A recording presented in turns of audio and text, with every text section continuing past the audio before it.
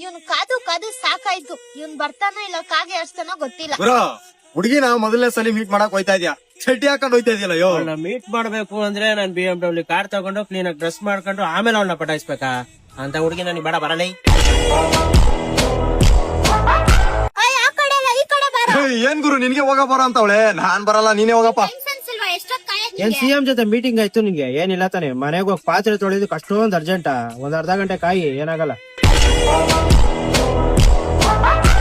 ನಿನ್ಗೇನ್ president ಅವ್ರ cut ಸನ್ಮಾನ ಮಾಡ್ತಿದ್ರ ಲೇಟ್ ಆಗಿ ಬರಕ್ಕೆ? ಅದಕ್ಕಿಂತ ಇಂಪಾರ್ಟೆಂಟ್ ಕೆಲಸ ಆಯ್ತು, ನಿದ್ದೆ ಮಾಡ್ತಾ ಇದ್ದೆ.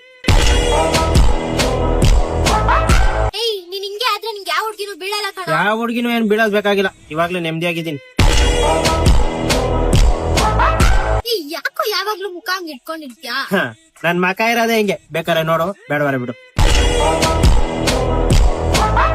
ಫಸ್ಟ್ ಮೀಟ್ ಅಲ್ಲೇ ಹಿಂಗೆ ನಿನ್ ಜೊತೆ ಹೆಂಗ